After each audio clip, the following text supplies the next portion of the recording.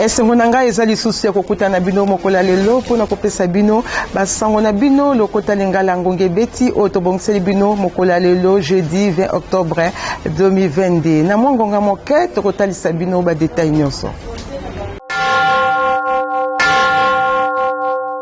Tofungoli na maimatali présidence de la République pour nakoloba été tata mokonzi ekolo Congo démocratique Félix Antoine Tshisekedi Tshilombo akomaki Accra capitale ghanéenne mokolo ya jeudi 20 octobre 2022 pour la visite et travail pe ko renforcer ba relation bilatérale kati na République démocratique du Congo pe ekolo Ghana bolanda ba détail.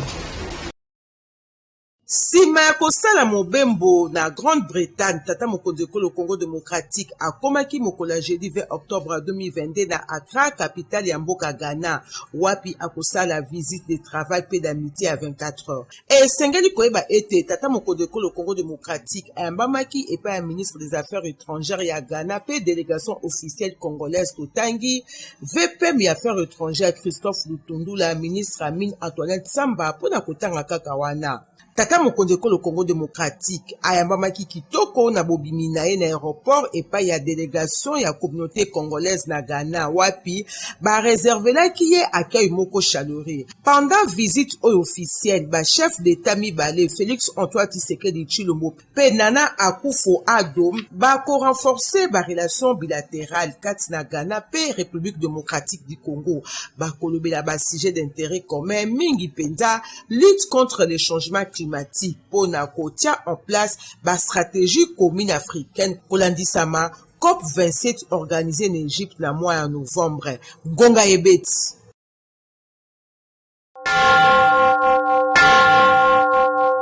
Yambo ete akende Accra esenge bosimba ete tata mokonzi ekolo Congo démocratique Félix Antoine Tshisekedi Tshilombo azalaki na masolo na roi Charles III ya Angleterre mokolo ya mercredi 19 octobre 2022 wapi basolaki na Italie coopération na domaine et environnement na République démocratique du Congo pe basolaki lisusu na ba diaspora congolaise ya Londres ba détail na Yannick Moulengo. Ba touriste ya Buckingham Palace na Londres ba respectaka malamu rituel. Déplacement ya ba garde d'honneur etalisaka tango nyonso boye ya mutu ya lokumu. Sima mwa tango mokie, cortège moko eki kokoma na kati ezalaki na tata mokonzi ya ekolo Congo démocratique Félix Antoine Tshisekedi Tshilombo elongo na délégation na ye. Président congolais Félix Antoine Tshisekedi Tshilombo ayambamaki kitoko epai ya souverain britannique bongo balekisaki tango ebele ya masolo tête à tête. Na masolo na bango ezalaki basé na oyo etali coopération oyo ba personnalité mibale balingi kokembisa na domaine ya environnement. Président Félix Antoine Tshisekedi Tshilombo na occasion oyo a exhortaki Grande-Bretagne na nzela ya roi Charles III kosala pression na ekolo Rwanda wapi bazali kokabula espace Commonwealth pona misala ya mabe ya Rwanda esila mingi penza agression. Sima ya rencontre oyo ya président Félix Antoine Tshisekedi Tshilombo pe roi Charles III ya Angleterre, masolo ekobaki na ba délégation ya bikolo mibale kotanga ekolo Congo démocratique pe Angleterre. Agression ya mabe ya ekolo Rwanda, sujet oyo ezongaki lisusu na tango ya débat minéraux, société pe environnement ya ekolo Congo démocratique na initiative ya programme Afrique Chatham House. Awa président Félix Antoine Tshisekedi Tshilombo a présenté la situation générale ya écolo a rassuré na assistance engagement na ye ya ko maintenir alternance na sommet à l'état. Yambo a rassuré volonté ya écolo ko maintenir pacifiquement fait misala ya Rwanda na est ya écolo Congo démocratique. Kolongwa awa président Félix Antoine Tshisekedi Tshilombo azalaki lisusu liboso ya ba diaspora congolaise oyo babikaka na Londres. Président Félix Antoine Tshisekedi Tshilombo atalisaki na bango d'intention pe détermination na ye. Boyo Kangunga. Vous êtes ici au Royaume-Uni, pays du Commonwealth, pays dans lequel se trouve aussi le Rwanda. Votre travail doit consister à sensibiliser les autorités britanniques pour que leur pression s'accentue sur le Rwanda. Nous ne voulons pas en arriver à l'extrême, c'est-à-dire à la guerre, mais si on nous y pousse, on n'aura pas trop le choix que d'y arriver. C'est bien sûr la dernière Ngonga ebeti.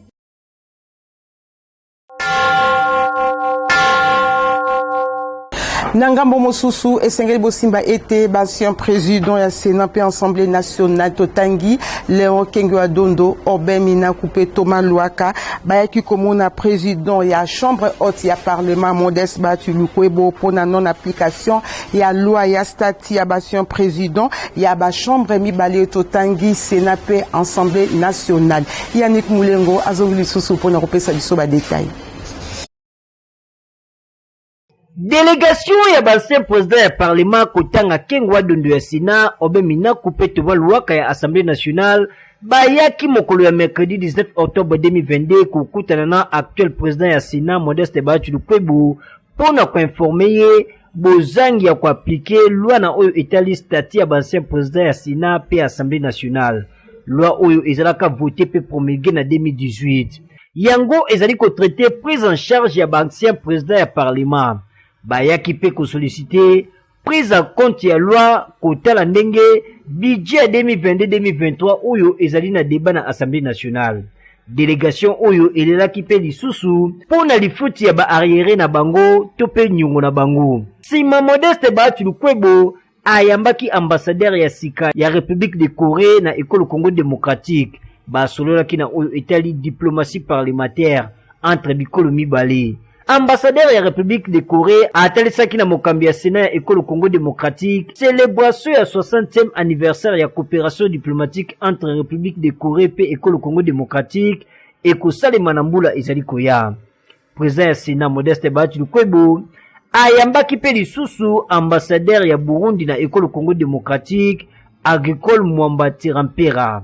Balobelaki likambo ya construction ya chemin de fer oyo ekosangisa Burundi, Tanzanie pe École Congo démocratique. Lisusu Modeste Batulukwebo akumisaki implication ya président burundais Ndayishimiye na oyo etali retour ya kimia na est ya École Congo démocratique. Ngonga ibeti.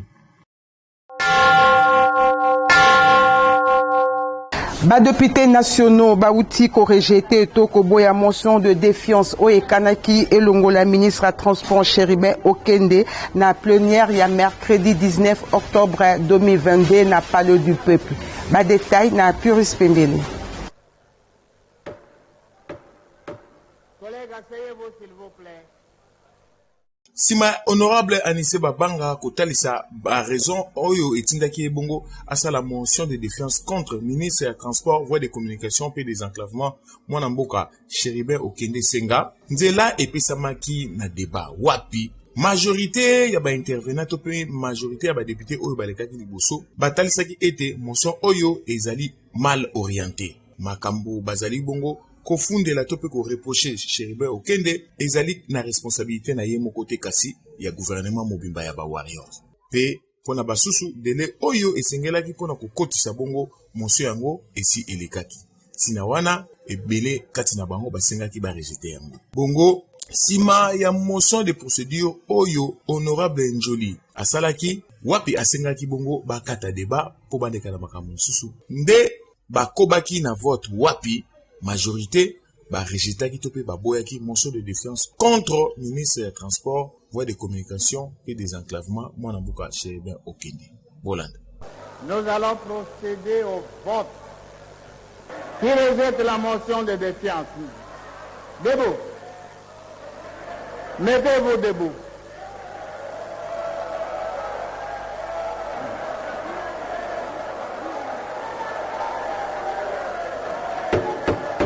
Collègues,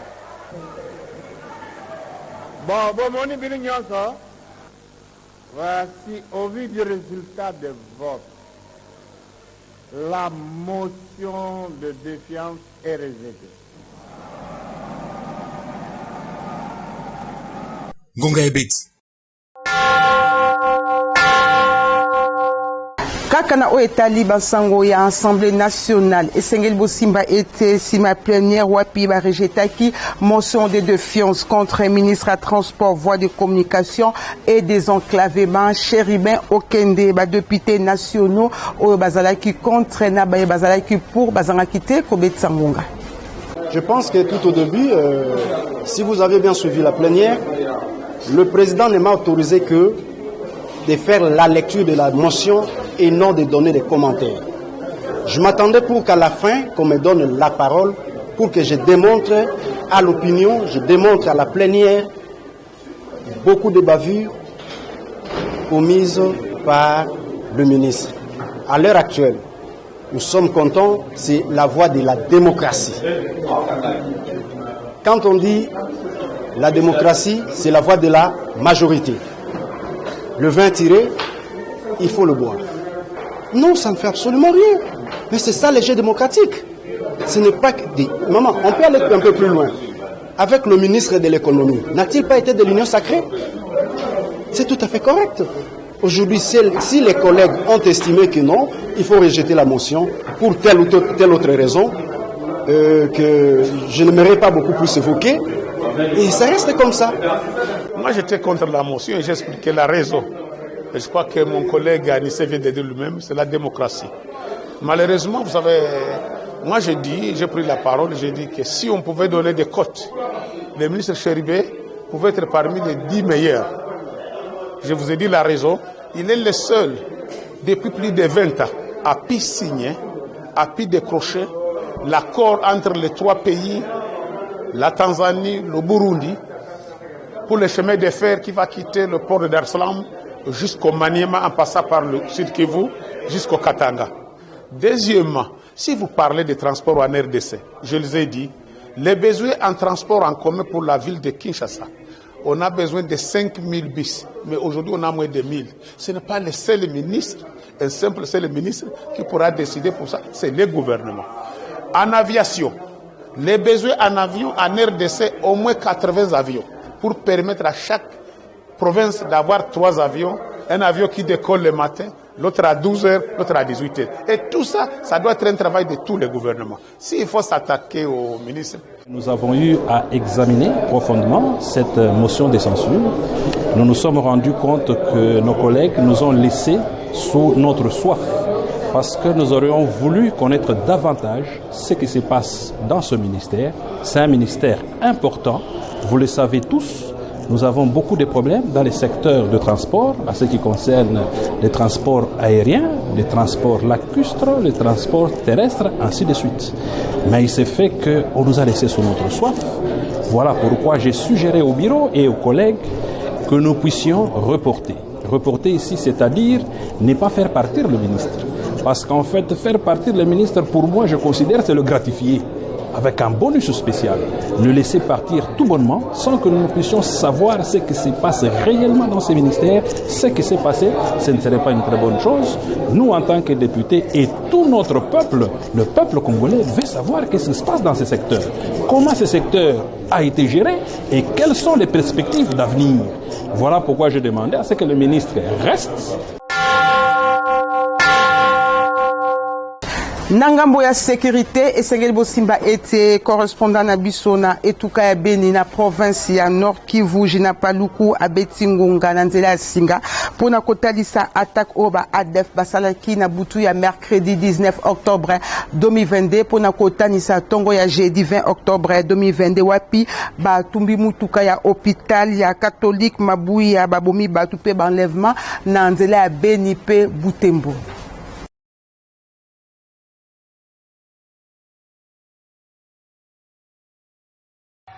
O mokolo mwa misatu mwa lobi na butu to na tongo na lopoto babengaka 1h du matin monguna mwa ADF nalu akotaki na nzela o etikali nzela moko po na centre ville ya Beni, nzela ya Beni Butembo na isika moko babengaka Maboya eza penza aviro na Beni Maboya eza penza na aviro mba kilometre 35 km na ville ya Beni eza na territoire de Beni esika nini monguna ina atumbi penza l'hôpital moko ya bakatoliki wana na Maboya abomi pe bao bazaki wana na l'hôpital babeli amemi ba mususu amemi pe ba maser mibale bamemami na biloko batu ebele babungi tozonde na répertoire tozotala soki tokokokisa nombre boni bandaku ya commerce wana oyo ezalaka kaka pene na centre ya Maboya etumbami. Siko eloko tozotuna, siko eloko société civile na nouvelle société civile ya mboka na ya territoire ezotuna ndenge nini monguna abandi kokota na nzela oyo etikalaki moko po azaki deja akataki deja nzela Mangina, Beni Buna ekatamaki, Beni Kasindi katami etikalaki ka nzela moko ya Beni Butembo oyo ezalaki koleisa baimboka Beni bao bazaki kokotela pena kati pona commerce, donc ezalaki penza sauvetage moko na Beni na ndenge ya bandi kobeta yango ava wana monguna betaki 2-3 jours avant na esika moko babengi Kisalala azaki monguna mai na ndenge molobeli ya bapinga lobaki oyo lisusu atatino enroyo molobeli ya bapinga lobi eloko moko te batu ya société civile bazopamela balobi est-ce que Beni eza lisusu na bai bakengela kayango to ba oyo bakengela kamboka bazotalela likambo ndenge nini to balakisi poleleke Beni eza penza na maboko ya kokende na maboko ya monguna pokala mingi te soki abeti na kati esika kokimela na banzela nyonso ina eza te nde azobengisa lisusu ke ye amoni pamba te akolamusa baimboka nyonso Beni ville territoire basala eloko balingi base prendre à charge po baza lisusu na papa to na mutu ya kokengela bango te. Naza mwabino Jina Ivo Apaluku kouta Beni kanal kini ngonga ezobeta ekobeta kaka.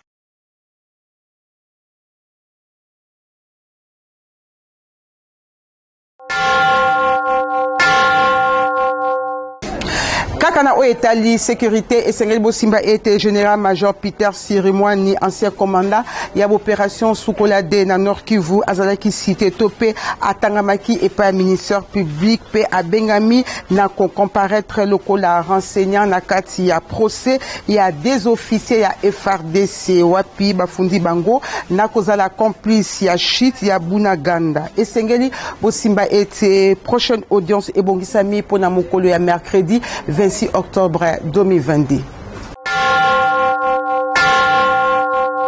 Fondation Liliane Bemba et Outiko Sungaba, membre Mibale à Mouvement de Libération du Congo MLC Namokuse Fédération Kasaï Oriental Namisolo pour une intervention surgicale. Ba détail na Purus Pembele.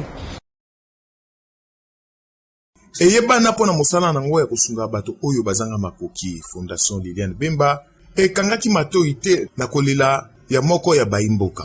Tina wana na kombo ya présidente na yango nde coordonnateur national pe commissaire au compte ya fondation ba pesaki enveloppe moko ya kilo na président fédéral ya Mouvement de Libération du Congo Kasaï Oriental pour na lipaso to pe intervention chirurgicale ya ba membre mibale ya fédération yango pambate esengelaki na bango basa la bango lipaso na lombango penza boyo kango. La présidente de la fondation Liliane Bemba, c'est une maman qui aime vraiment d'abord les gens, c'est pour cela, avec le paix qui est là, malgré vraiment des moments difficiles. Elle n'aime pas vraiment rester vraiment seule, soit avant peut-être rester un jour, avant sans pourtant penser aux autres. Nos amis vraiment du Kasaï, les camarades de Mani et les camarades de Kabintou ont reçu l'aide de la présidente nationale qui a voulu quand même qu'ils reçoivent quand même vraiment les soins appropriés. Na Esengoana, président fédéral ya MLC Kasaï Oriental azanga kité, kobet sangonga kolandisa mana geste oyo kitoko. Nous avons d'abord un membre qui a subi une première opération chirurgicale, mais selon l'avis de médecin, il devrait en subir une deuxième. Mais face aux difficultés que traverse la famille, mais vous savez, au-delà de la famille biologique, le MLC c'est une grande famille. Nous avons fait le premier pas qui nous avait été accordé par le président national à son temps. Mais face à la gravité de la situation de notre camarade, la coordination provinciale de la Fondation Liliane Bemba avait lancé un cri auprès de la présidente nationale qui est Maman Liliane Bemba. Et en plus de ces cas, nous avons un autre cas d'un responsable de la Ligue de jeunes qui avait été tabassé par les Koulouna. La demande est entrée, il n'y a pas eu beaucoup de temps, mais ce matin, j'ai reçu un appel me demandant de passer voir le responsable pour pouvoir recevoir l'enveloppe. À mon nom, en tant que président fédéral de MLC Oriental et au nom de la coordination provinciale de la Fondation Liane Bemba, de remercier sincèrement la coordinatrice nationale pour ces gestes de cœur, parce qu'il s'agit là de sauver les vies. Et Seigneur Koyeba était Fondation Liane Bemba et sali de Jamboula Mibale na misala nango ya kosunga bae oyo bazali. Gonga ebeti.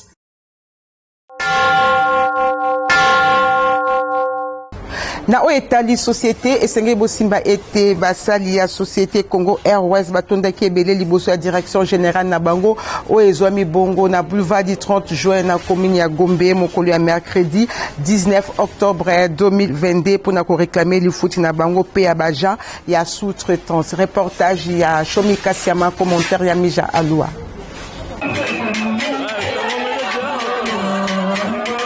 Batondaki ebele awa liboso ya direction générale na bango oyo ezwami na boulevard du 30 juin en face ya chancellerie banani bayi société Congo Airways oyo balobi trop c'est trop bango bazalaki na basifle mifinuku banzimbu mabina oyo nyonso bazali kosenga mbongo na bango nde mokolo ya mercredi 19 octobre 2022 barivandikaki koyoka bango avion zali kopumbwa mikolo nyonso kasi bango bazali kofuta mate bajan bazali na 7 mois impayé pe ba oya sous-traitance bazali na 18 mois impayé balobi bakosala musala te kino bakopesa bango mbongo na bango boyoka bango ndenge babeti ngonga toujours revendiqué bafuta biso 7 mois pour na bajan ya Congo Airways et puis 19 mois pour na bajan ya item ba sous-traitance item Sodeiko na NTS toko mana syndicat et puis ba injustice ba sentiment oizo sala manakati esila alors ba revendication na biso yangwana ya liboso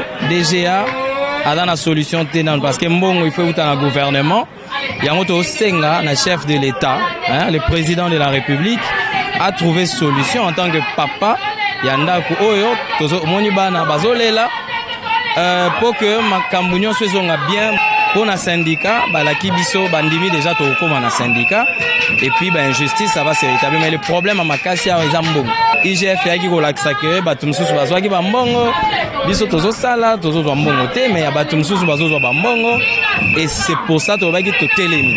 Alors 3 jours to pesaki bango aussi la lelo to solo lina DGO a remplacer nanu aza intérim ya oyo azati. Alors abi on peut savoir réponse sur ba solo lina gouvernement lelo on peut savoir réponse vendredi. Donc ceux qui vendredi ba peut savoir réponse à bien to tikinos. Mais ceux qui ba peut savoir solution te to continuer sur makasi. Esengeli ko ba ete wuta babanda ko réclamer ba sali 3 jours pe bango ba kanyete soki ba pesi bango biyano ya malonga te ba kokoba na grève na bango ngonga e beti.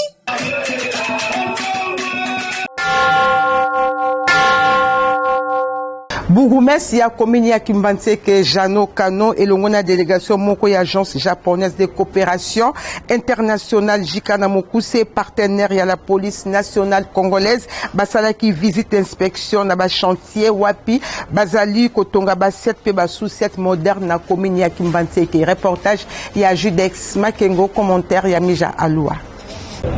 Na souci azalaka na yango pona commune oyo akambaka ya Kimbantseke na cadre ya modernisation ya commune ya Kimbantseke wapi alingi vraiment ba siat pe ba souciat ezala na ba norme moko ya kitoko po ete la police bakoka ko sécuriser population na ye nde bourgmestre ya commune ya Kimbantseke Jano Kano ayambaki bai agence japonaise de coopération internationale Jikana Mokuse oyo ezali na partenariat na la police nationale congolaise. Mokolo ya mardi 18 octobre 2022 elongo basolaki na o etali évolution ya misala ya botongi basiat pe basouciat na commune ya Kimbantseke na financement ya Jika. Sima ya masolo na bango nde bakendaki ko visiter bisika misala ezali deja kosalema. Bourgmestre Jano Kano elongo na bayi agence Jika babandaki na ya na terrain soit Mbanza o ezwami bongo na route Mokali wapi siat ya liboso ezali deja kotonga mamalamu. Bamonaki bango moko na miso ete awa misala ezali kosalema makasi. Kolongwa kuna bakendaki na deuxième chantier o ezwami na balabala Misani kaka na commune ya Kimbantseke na quartier quartier Biyela référence Wenza Braza. Bisika Sousiat ezali kotongama. Kuna pe lokola misala ezali kosalema malamu. Na bokomi na bango population asepelaki makasi na tina visite na epe ba mama ba tondisamaki na Senghor. Boyoka ye moko bourgmestre ya commune ya Kimbonsenke ndenge abetisi ngoga. Yebake oyo ezali ona kosunga baye oyo etali sécurité na kati ya Kimbonsenke tokotonga commissariat moderne pas tokoki liboso oyo ezali Sousiat moderne oyo petala kama muluma Sousiat mais tala Sousiat on a monnaie.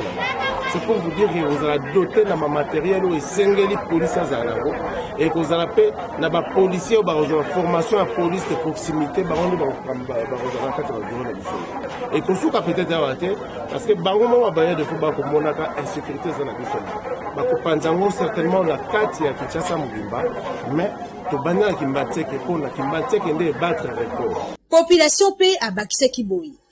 sepeli na bourgmestre na biso asaleli biso eloko ya malamu mpo koto tozali na insécurité makasi so bamama na weze tozolela kaka ndenge asaleli biso boye bakomikela biso esiko mosusu ya koteka mpo tala kaka so tozongi na ndako bana mwanyi batanga bien ekozala te. Papa moko pe aprofitaki na visite ya bourgmestre mpo na kopesa ye rapport pamba te ye azalaki visite epai ya bakuluna oyo bakataki ye loboko. Boyende ezalaka bourgmestre Jano Kano aboya na ye bureau ye akitaka terrain mikolo nyonso mpona kolandela situation ya commune na ye ngonga ebeti. Nabasango oyo nde ekotisi biso na page promotionnelle Bolanda. bakomaka mokumbi mituka to pe chauffeur na moto makasi te esengeli nde koyekola liboso mpona koyeba théorie nsima nde okoleka na pratique mpona yango esika se moko ya sur mpona koyeba kokumba na talo moke mpe na emo ya pamba ezali bongo auto école style awa bacondition nyonso ezali réuni salle de cours climatisée professeur qualifié oyo akolakisa bino théorie bongo mpona pratique mituka ezali approprié mpona koyekola kokumba wapi na molakisi na moyekoli bango mibale bazali na bapedale kimambangu ndeko na auto école style oyo ezwami na boulevard du 30 juin na complexe Mwananteba en face ya police ya circulation routière PCR na Bokuse entre BCDC pe Grande Poste. Formation complète 4 semaines ya pamba 10 jours ya théorie kobanda lundi ti samedi pe 2 semaines ya pratique 1 heure par jour. Formation accélérée 2 semaines ya pamba boyo kangonga. Formation na biso accélérée wana de dépendre na disponibilité ya moto okopesa biso horaire na yo biso tokosala programme par rapport ya horaire na yo. Bona ba entreprise auto école style abazali pe kosala recyclage ya ba chauffeur perfectionnement ya kokumba test ya recyclage test ya embauche to pe test avant bozo ba chauffeur na mosala test ya sélection SNIF système code de la route formation particulière bona koyekola kokumba malamu ndeko pona auto école style kobosana te na boulevard du 30 juin en face ya PCR entre Grande Poste PBCDC. Bosa lokola ngai nebe kokumba te mais na commune auto école style awa l'espace ya 1 mois donc 4 semaines na ebi kokumba pe na bimi na nzela sans problème. Botika milimo ya vie la kisangai na kosomba 1 litre. Au côté auto école te okozwa pe permis de conduire te. Ndenge état de droit esengi ngonga ebeti.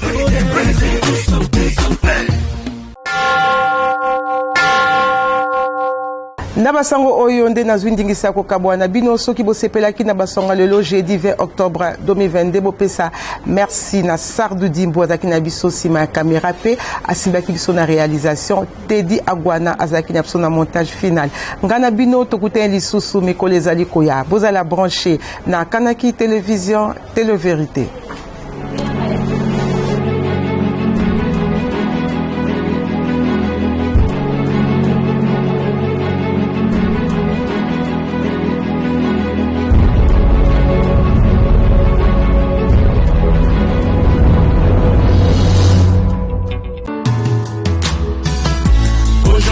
Fallon Malala abotama le 20 octobre lelo abakisi mbula moko na bomoi na ye kalatina libota na ye mobimba pe rédaction ya ngongi beti etombeli ye mbotama elamu na yo lisusu Fallon Malala.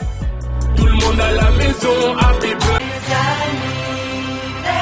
Lisi Mpala mwana ya mama Mbala Bernadette pe papa Pierrot Kenda ye abotama le 20 octobre abakisi lisusu mbula moko na bomoi na ye tala ntina libota na ye mobimba pe rédaction yango ebeti etombeli ye mbotama elamu na yo lisusu Lisi Mpala.